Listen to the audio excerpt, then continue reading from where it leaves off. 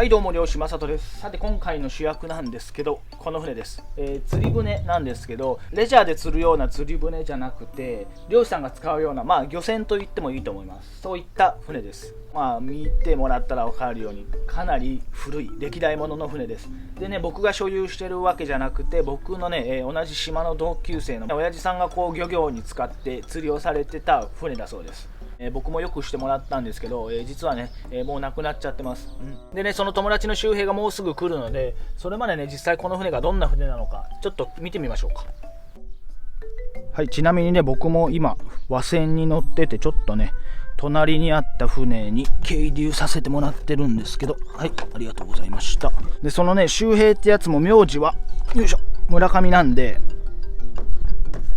村上海賊ね、どうやら松江っていう話はね聞いたことがあります。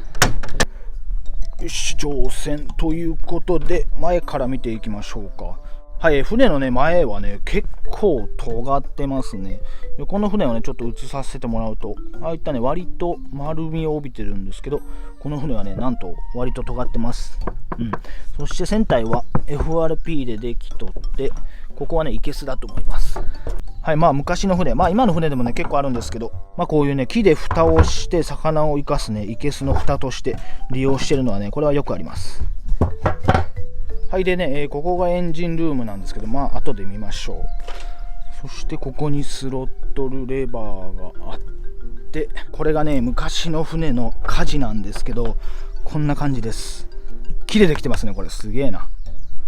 で釣り船にはねよくあるこういう帆を立てるね棒が高くなってます。こっちの船をね映させてもらうとこのように、でこれにこのね白い帆を立てて、風向きとね調整しながらね船を操船して、釣りやすくなるといったイメージでいいと思います。こういうね帆を立てる木があります。これを外してもいいけど、よらんかった？ちょっと待って。あ、いけた。お前 YouTuber から当たる。YouTuber からそれを後ろ送ってらんかい。これだからほうよ、だから寄ってやないか。おいちゃんがファーファー言ってますけど、はい帰ってきた時は舵がね汚れんようにあえて上げるんだよね。だから今こう下げてる状態なの、でも動かへんの。いかんね、もうステンレスがね腐食して、ひ弱な僕の力でこれも折れちゃいます。いや、どっちにしろもう動かへんわ。なんか動かす方法があるかもしれないけど、舵も上がらんって言ったな、親父も。開けていっていい？ちょっといろんなとこ船ので紹介したいから。これ父ちゃんが釣りに使ってる一本釣りの道具ですね。父ちゃんもやってた？こうやってやってた。もう竿なんて使ってなかったよ。そうなんや。これ足わざわざこれに巻いていかへんねん。そう一旦はそこもう最後使わなかったらそれに最後巻くんやけど、なるほど。釣れた時とかは下に巻くんやけど、その巻き方が悪いと絡むんよね。でそれめっちゃ怒られた。やらしてもらってたんや。絡もう巻かんな。もうがかれ。釣れたら。やっぱこういう品を、思い出のね品を記録で願ってくるな。ほら、米炊くのがあるとなんか思い出ある？ガス釜やね。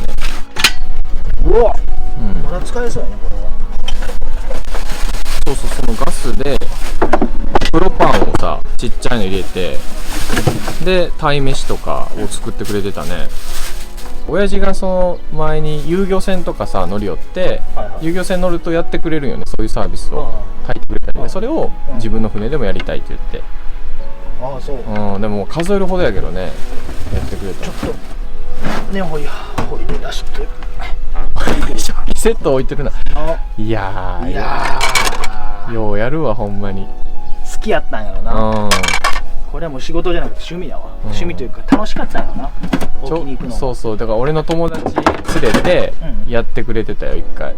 そうなんだ。そうで、友達がご飯こぼしてブチ切れるっていう友達あっしゃーこぼれたなやめてってあるよね、親父が自分の友達に切れるっていう。やめて、お前呼んどんやって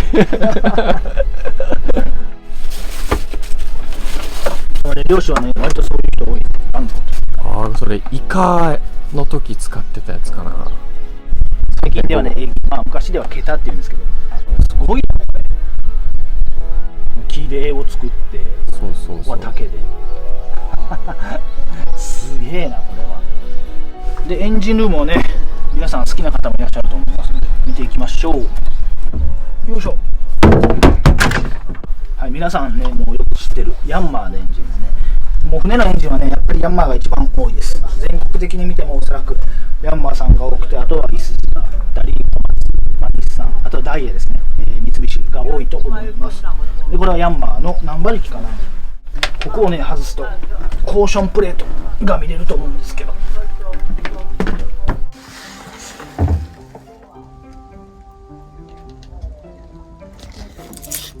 はい、24馬力です。24馬力でこのエンジンはねよく言われるのが全然ね油を食わない、燃料を食わないと言われてます。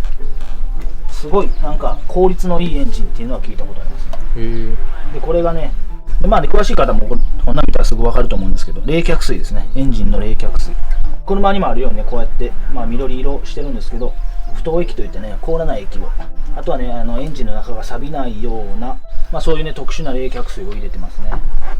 ここのねゴーヘイゴスタン、前進とバック、英語なんですけどゴーアヘッドとゴーアスタンっていうんですけど、それがねここで実際ね、まあこれも本当に分かりやすいと思うんですけど、このワイヤーでねこの下からつながってて、あの部分を押したり引いたりして、単純に船はペラの回る方向が反転するだけなんですけど、こういった仕組みです。で馬力はねこっちなんですけど、ここを動かすと単純にあそこをね引っ張ったり押したりして、エンジンの回転数をね調整するといったことです。でねエンジンを始動しようとしてみたんですけど、どうやらね確認したところバッテリーがねついてない。前外したんやな、そういや。だからちょっとね試しにやってみたかったのはあるんですけど、まあ今回はそれはなしということで、まあ船にはね、まあ車でいうとトランクケースみたいな感じですね。物入れがねいっぱいあります。こうやって単純にプラスチックでね囲われてるだけです。お、釣り道具やん。重いよ。ああ、もう一本釣りとかの一本釣りでこういう使う鉛、一般的なね重りやったりナイフ、それで締めてたね。あ、魚締めてた、まだ使えるよこれ、ラインのナイロンの4号とか3号6号かな。これは 1000m1 キロ入りますね。そう、座布団かいな。これを、要するに船乗って、いつもここから出して、救命胴衣つけて、俺はその座布団をこのプラスチックの椅子に乗っけて子供の頃、座ってたね。これにそうそうそう、それで釣りしてた。やっぱ思い出よみがえる。てかこのね、思ったけど俺ここで寝てたんよ、船の上で。子供の頃どうやって寝てたんやろなって分からん。もっと広かったイメージがあるね。そう、ちっちゃかったからか。あるあるやな。そう、そんなちっちゃいから全てが大きく見えて、そうそうそう、大人になるとちっちゃく見える。いけすはさ開けてないといかんやん、親父が釣れた時にように、やけんここでは寝てないはずなんや。ここで寝てたはずなんやけど、そっか、ちっちゃかったのか。タコ釣りやった。これにイワシとか巻きつけて、あ、覚えてるんや。わかるんや。タコ釣ってたからね。なんか思い出が蘇ってきてるんじゃないですか。いや、なんか子供の頃はさついていくしかなかったやん。でも大人になったらさ断られるやん。高校とかなったらいやめんどくさいとか、友達と遊びに行くとか、いやそんなんダサいと思ってるからさ、こっちはさ釣りなんて。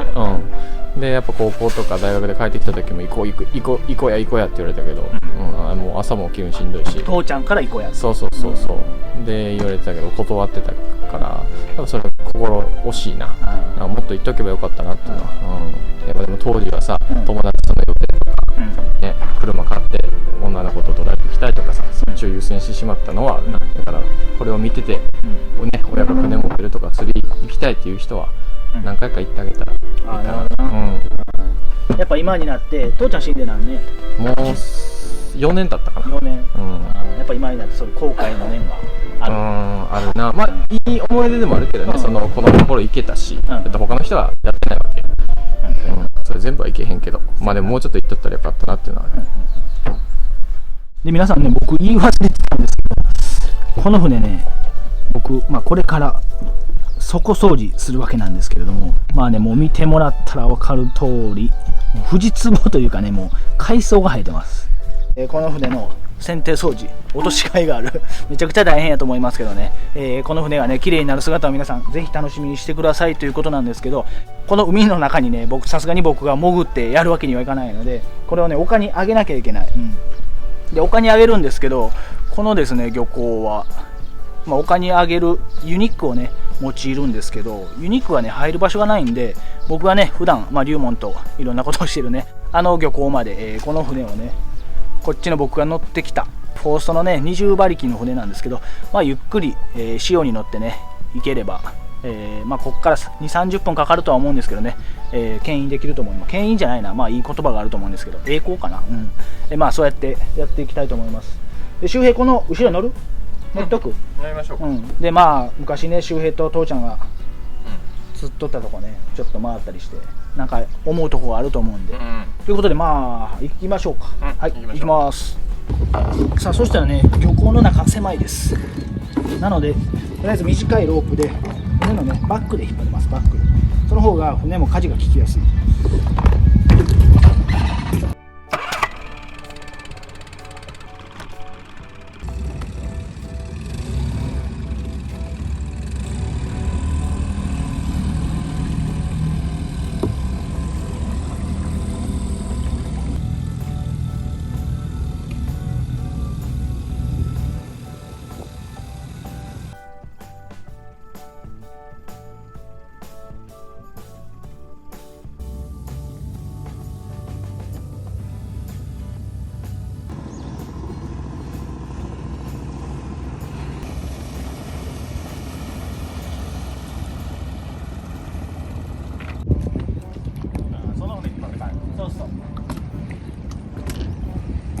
これから釣り？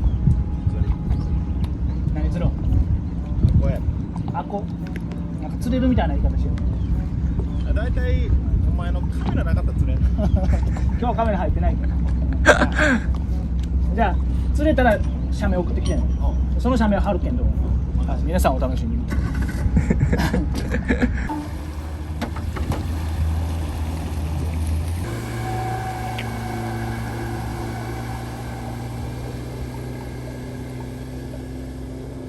なんかいいなぁ。かっこええ。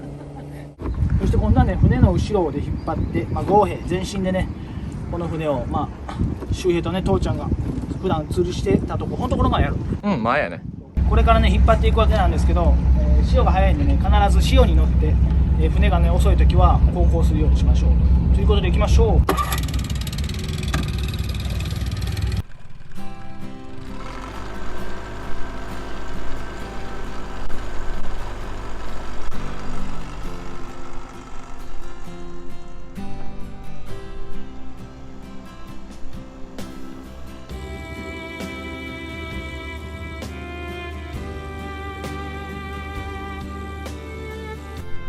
気持ちいいもん、海の上おったら。風もあって気持ちいいね今日は。親父もわざわざ船持って釣りしてたのは、でもそういう日常のストレスよね。親父もお金なかったし病気やったしさ。そうだね。で俺もちっちゃかったからね、多分心配もしてたやろうし。でそのいろんな考えんといかんことは多分ここに来て釣りしょってこの景色見よったらさ、多分すっきりするんやろね。それでわざわざ朝起きたりとかさ、わざわざ面倒くさい一本釣りやったりとかさ、してたんやなと思うわ。船壊れるたびにブチ切れてたけど直して行ってたからね。やっぱいろいろこうやって沖に出てみると思い出すね。思い出すね。こんなこと忘れてたけど、この脇潮とかもそうやし、下から湧いてくるし、じゃあそろそろ行きましょう。行きますか。ちょっと掃除をしたいんで僕は。はい、行きましょう。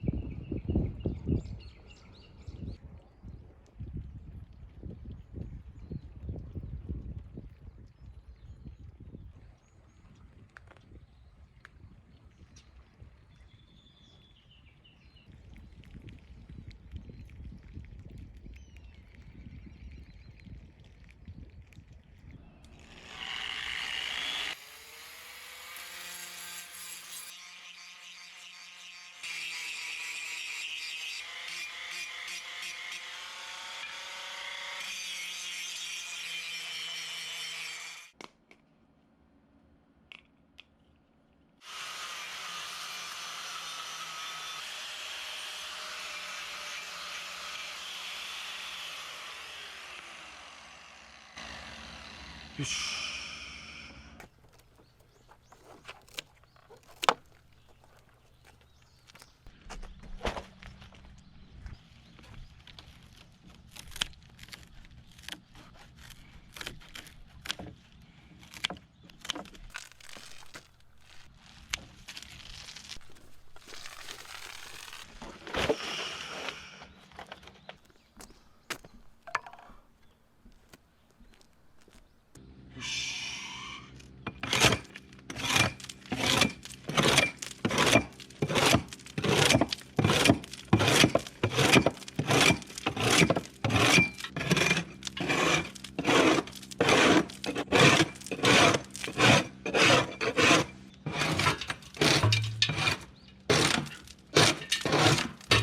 彼の父ちゃんが大切に使っていたこの漁船、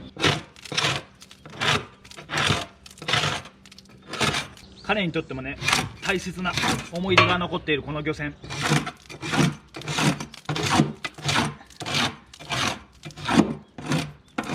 数年間放置されて、このように藤壺に侵されてしまいました。漁船はね、海につけて放置すると、こういう海藻類だったりね、藤壺がこのようにたくさん生えます。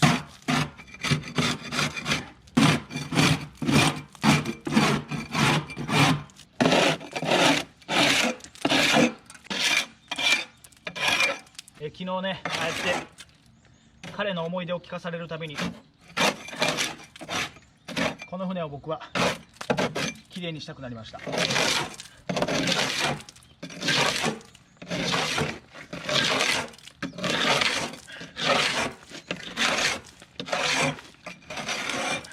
基本的にね、使用している漁船は、基本的には数ヶ月に1回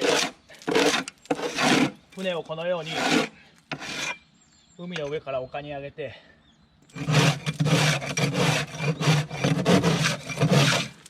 船底掃除をするわけです。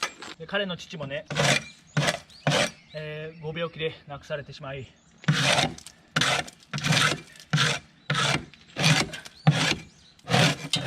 彼もね、当時はかなりショックを受けて落ち込んでいたと伺ってます。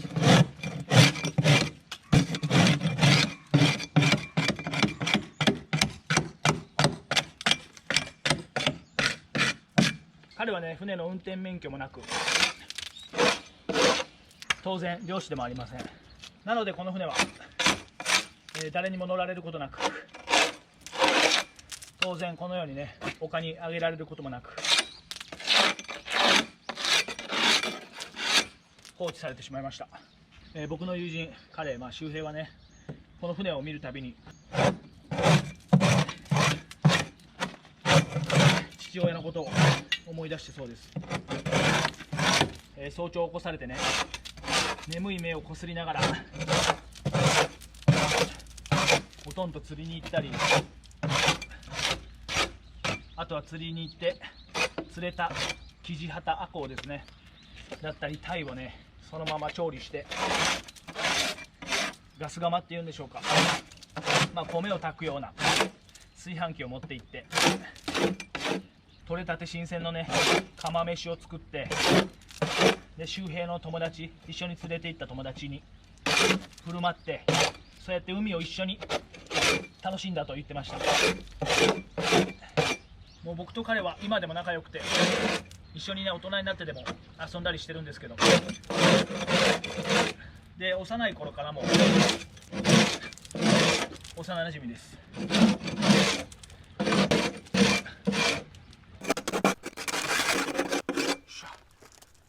で高校はね、違ったんですけど、同じ今治で、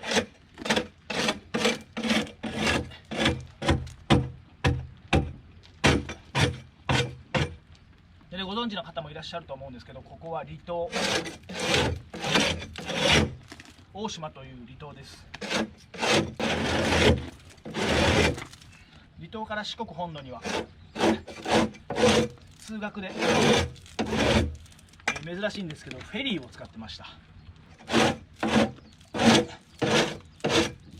通学の時間になると朝7時半とかだったかな、そういった時間のフェリーにね、もうギュッと押し詰めになって、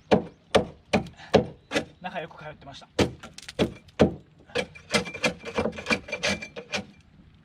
で高校を卒業すると大学にお互い進学したんですけど、彼は山梨、そして僕はね静岡の大学に行きました。そうですね、富士山を挟んで山梨と静岡は隣接しています。隣り合う県です。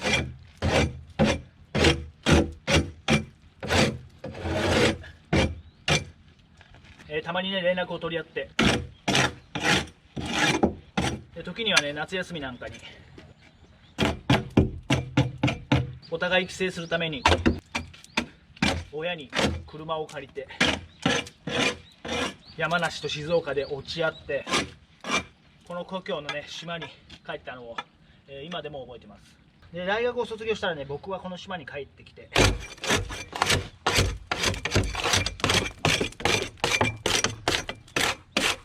彼は東京に就職しました。でねこれは裏話なんですけど、彼はねどうやらちょっとうつ状態になっちゃって島に帰って、今は会社勤めじゃなくてフリーランスで働いてます。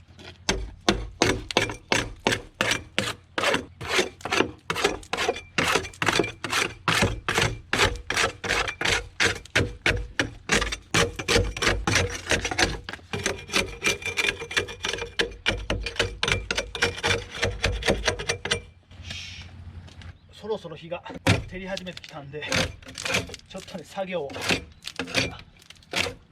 手をね早めないとカンカン照りになってね、より大変な作業になっちゃいます。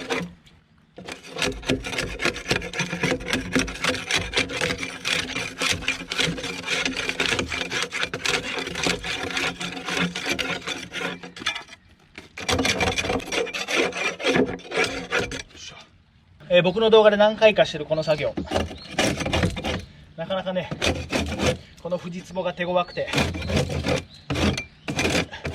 力が必要なんですね。あとどうしてもねしゃがみながらの作業なんで体勢も結構きつい。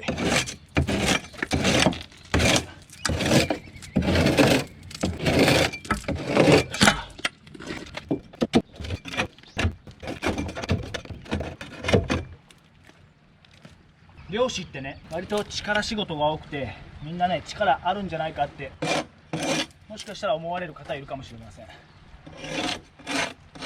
ただね割と漁師の中でも、僕もそういった類になるんですけど、ひ弱な漁師力のあんまりない漁師もいます。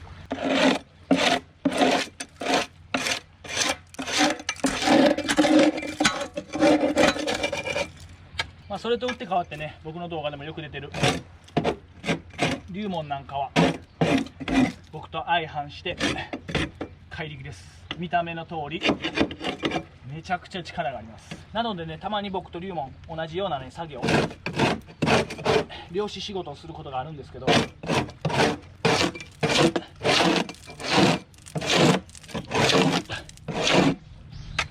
その作業スピードは龍門に僕は圧倒的に劣ります。いくら機械化が進んだ漁師の作業といえ、力はあるに越したことはないということですね。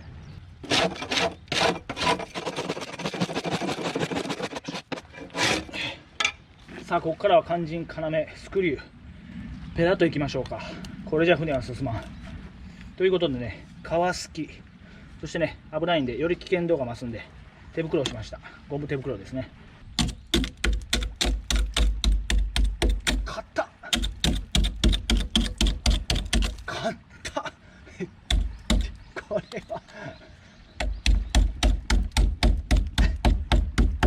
これはちょっとこっちですね。こっちの方が力が入る。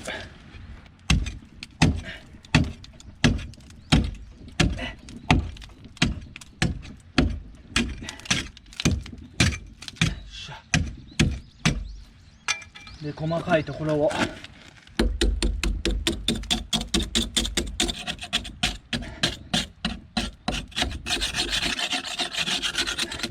こいつでいきましょうか。よまあ怪力話の続きですが、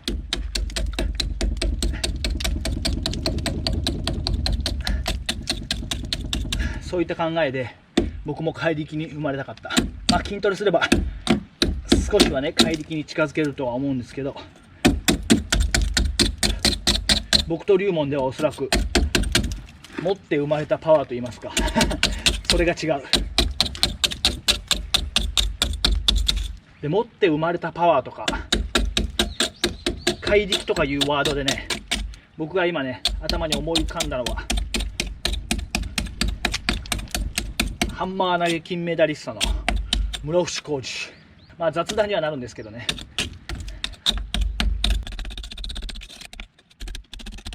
彼はですね、どうやら背筋力300だったかな、300をね超えるみたいです300をね超えるような人はそうそういないでしょう。龍門でも超えないでしょうね。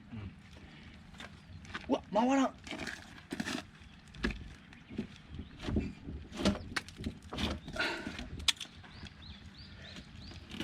なんとか回った。まあ室伏コーチはですね、もちろんハンマー投げは、世界一金メダリストなんですけど、彼の超人伝説は数知れず、どうやら短距離走はめちゃくちゃ速くて、そして跳躍力、垂直跳びだったり、あとは幅跳びがすごい記録が出るそうです。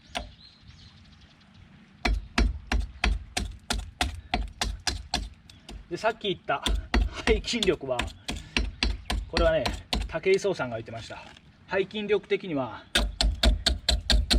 どうやら人間よりゴリラに近いそうです。そりゃゴリラに近いんだから人間は誰も勝てんわってね、武井壮さんがバラエティ番組でぼやいてるのを何度か見ました。まあそういう武井壮もすごいんですけどね彼も化け物ですよね。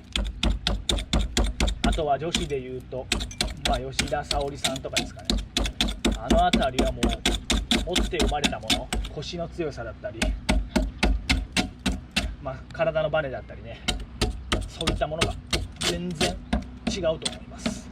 まあ霊長類最強とも言いますもんね。硬いなここ。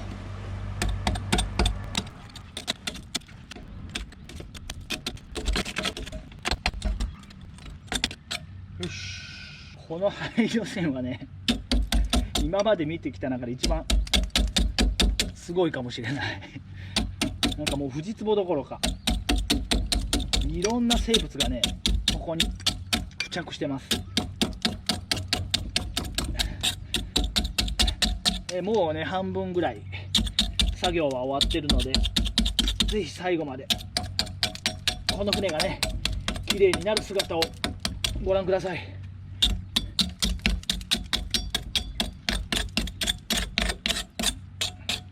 ただまあもちろんこの船のねフジツボを落とす作業は大変なんですけど、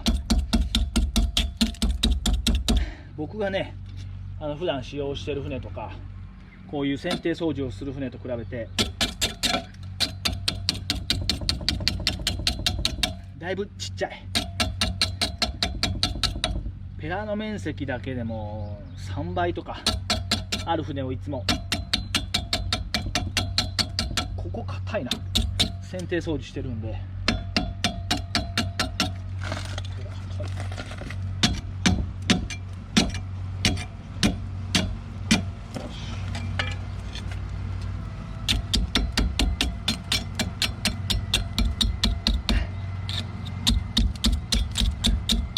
まあ面積的にはねフジツボを落とす量的には、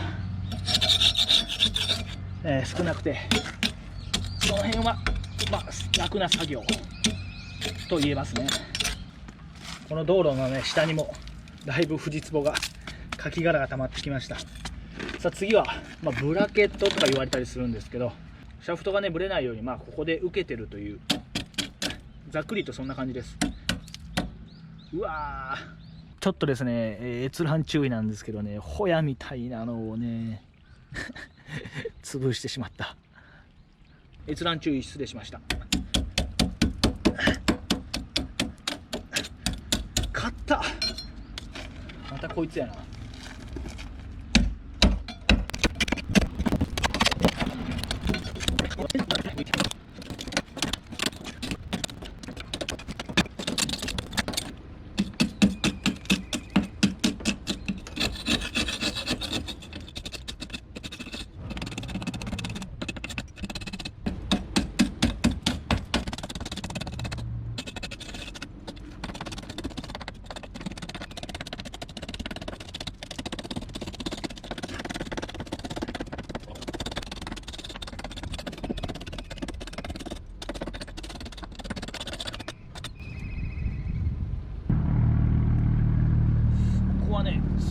糸が絡んでますね。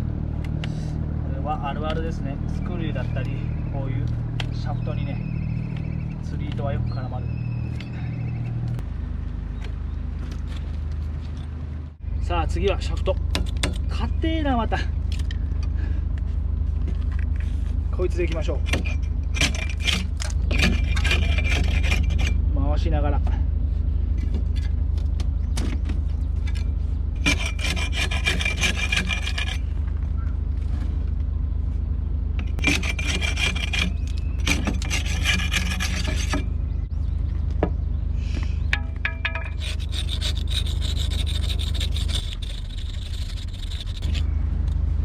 よし。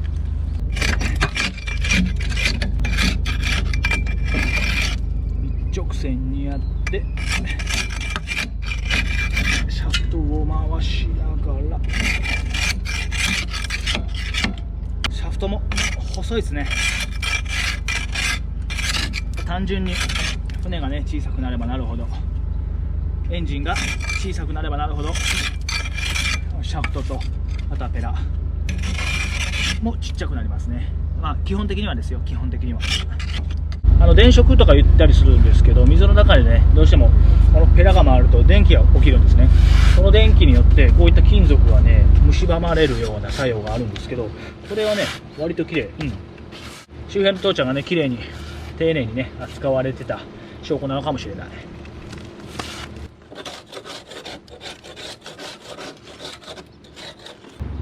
よし、ペラシャフトが終わってね、もう残りあと3分の1。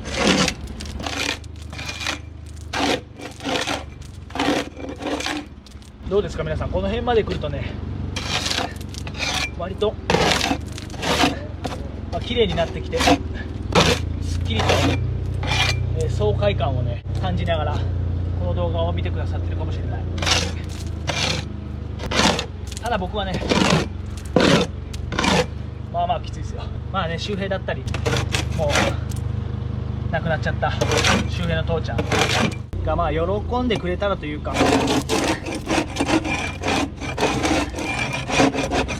まあ、少しでもねこうやってきれいにしてあげてね、今まで掃除されなかったこういう船が、漁船が、きれいになっていく様はね、皆さんも見てて気持ちいいと思うんで、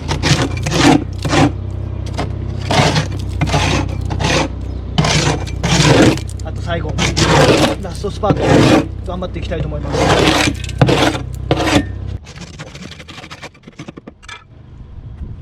船底にはねよくこういう穴が開けられてます。まあ穴それぞれにねいろんな穴があって、用途があるんですけど、ちなみにこの穴はねエンジンをね冷やすために、海水をね用いるんですけど、そのね海水を吸うこれは穴ですね。でね、エンジン自体はね真水淡水で冷やすんですけど、その淡水を冷やすのにここから吸った海水を使います。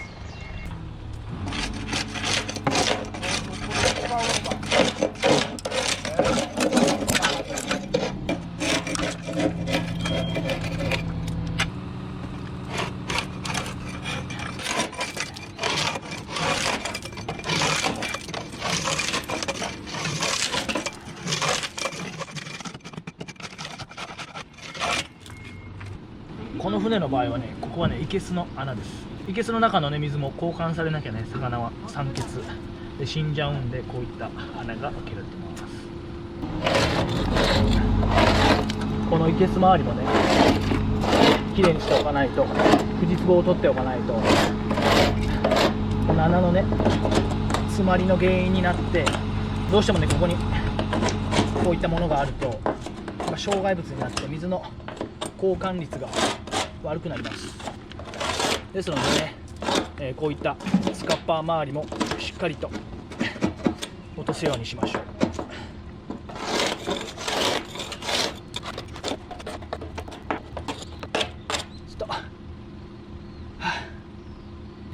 このね船の下が一番きついですよ、体勢。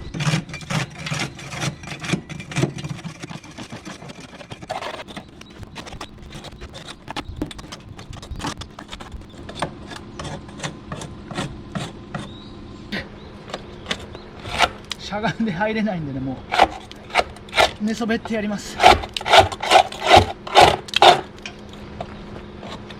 しょうがない。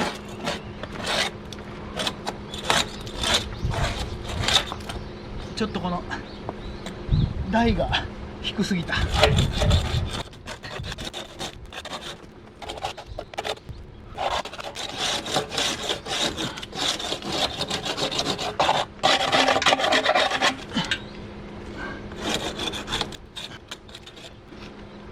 きつっ。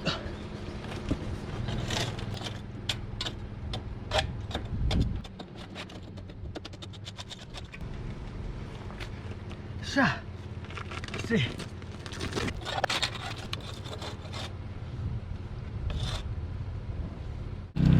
作業量としてはあと 10% ぐらい、もう9割ぐらいの作業は終わりました。さて僕が使ってるねこの工具、こっちがヘラスクレーパーとか言うんですけど、でこっちのね長い棒の名前はケレン棒という名前です。ケレン棒。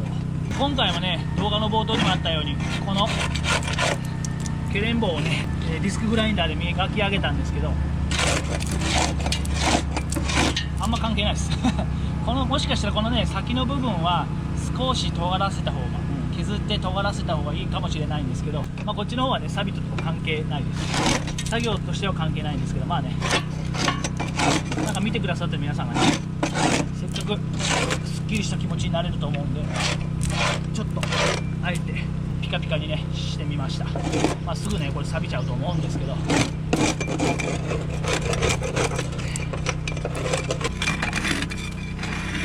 ちなみにねこのケレン棒、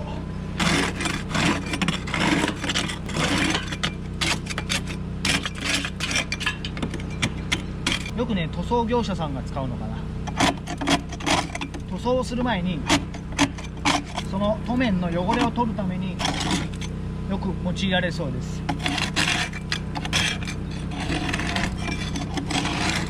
これがなぜケレン棒なのか、ご存知の方いらっしゃるすごいですね。はい、勘のいい方もしかしたら気づかれたかもしれません。実はこのケレン棒ね、英語のクリーンがねなまってケレン棒となったそうです。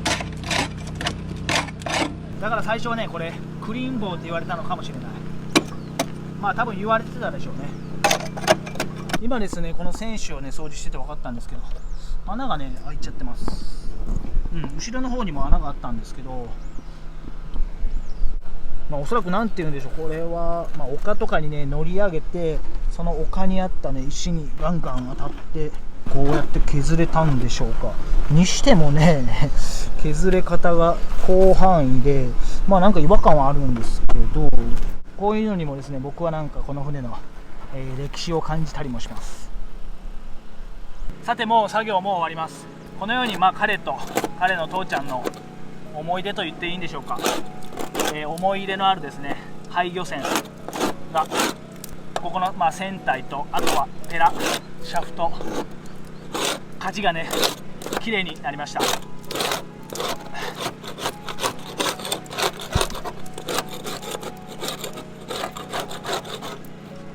一般的に漁師はねこの掃除をした後、高圧洗浄機でこの船体ペラシャフト舵をきれいにふかしまして、そしてね塗面をさらにきれいにしてからこの赤い剪定塗料を塗ります。そそしてね、剪定塗料を塗った後はもう乾かすだけで、1日ぐらい乾かした後はまたね、海の上につけて、漁を再開するといった感じなんですけど、結論から言います。もうね、この船の作業はこの藤壺を落とす作業で終わります。これで終わります。何度かね説明しましたけど、彼の父ちゃんは漁師、しかし彼は漁師ではありません。船の免許もない、この船をね操縦する権利もない。僕もね漁師ですし、彼の父ちゃんがこの船を大事にされとったこと、またね大切な船であったこと、そういったことはね十分に理解できます。で、僕の友達、彼自身もですね、僕と遊ぶ時によく父ちゃんの話をされます。彼のねそういった話の節々からね、彼がね父ちゃんのことが、とても大好きだった。この船でね一緒に出て、一緒に釣りをして、いろんな思い出をね彼に聞かされたこともあります。そんなね父ちゃんが死んでしまって、今数年経ちます。彼は、いろんな思いがあったでしょう。僕もね漁師をしとって彼と仲いいんで、この船ねどうしたらいいんやと、相談を受けたこともあります。彼もね船舶免許を取ってこの船を使って父ちゃんと同じような人生を歩みたい、そう思ったこともあるみたいです。しかしですね、彼はある決断をしました。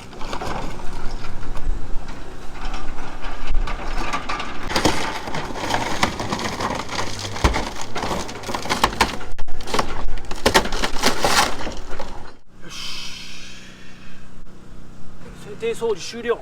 次回お楽しみに。